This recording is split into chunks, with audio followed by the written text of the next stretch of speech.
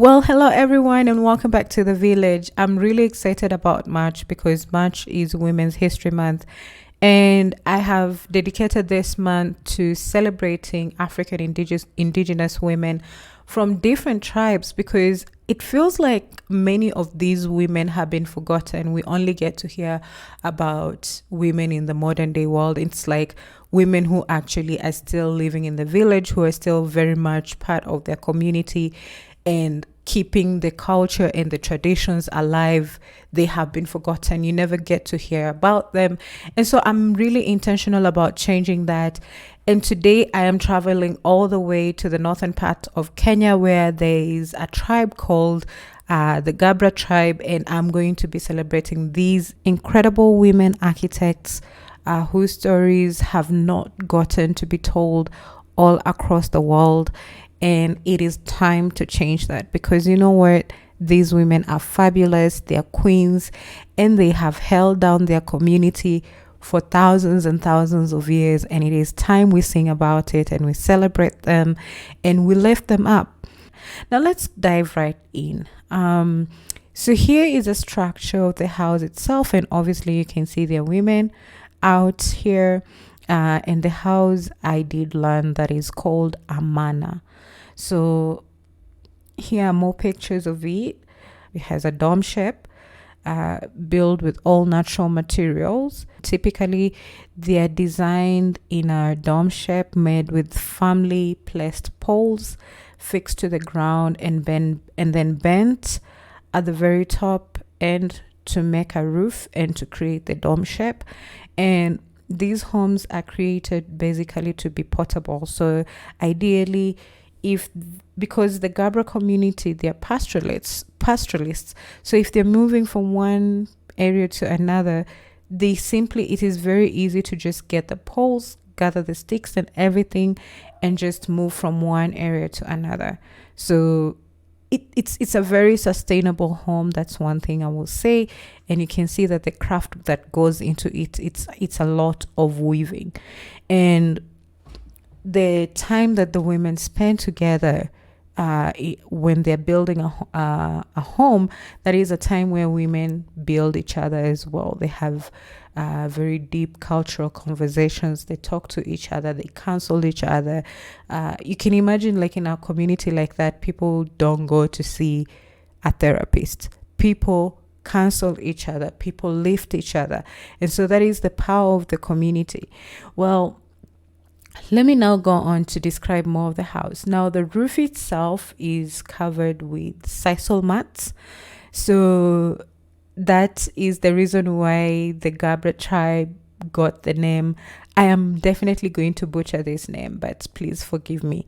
War Dase, which means people of the mat.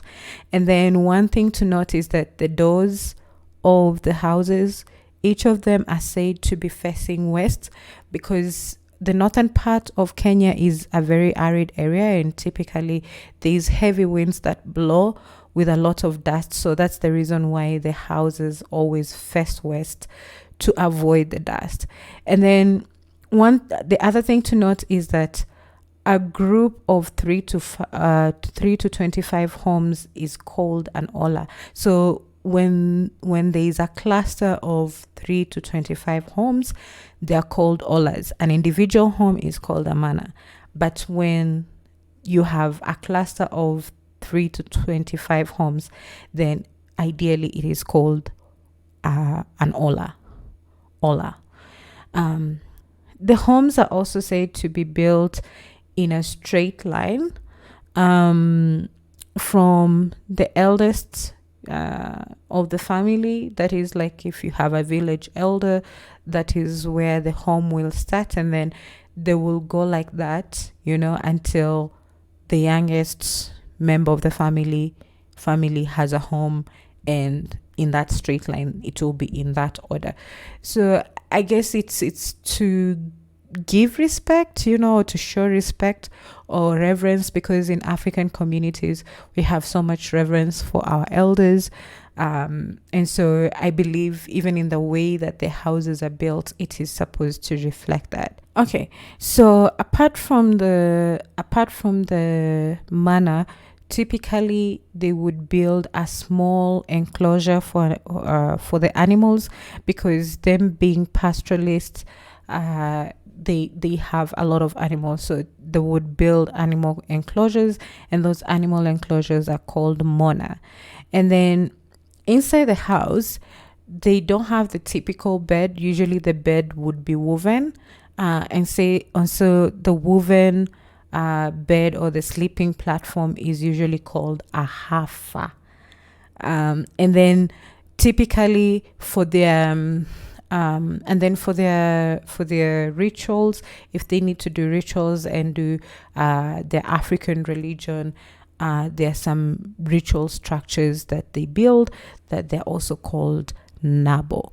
So there you have it. This is all I learned about the incredible women architect of the Gabra tribe. I don't know if you found this to be very helpful. I am really trying to raise awareness on African architecture and tell stories of women who have been architects, but they've never gotten recognition because people look down on the structures. They call them a hat and whatnot, and all this, and so I know we are in this era where we love to put cement blocks everywhere, but in the age where we're talking about sustainability, in the age where we're talking about being conscious of our environment, I cannot just help but go back to the indigenous knowledge that we have never tapped into.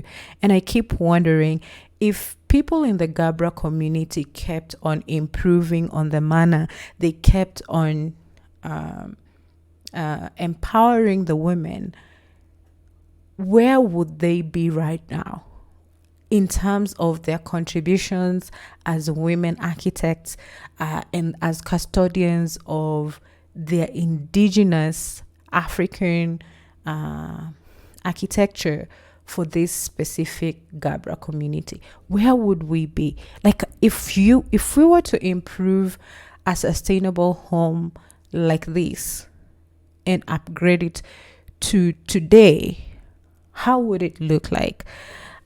Anyway, there you go, guys. I'll try and feature more women architects from other communities that I have discovered, but for now, this is all I have. Let me know what you guys think. I'm always delighted to hear from you guys.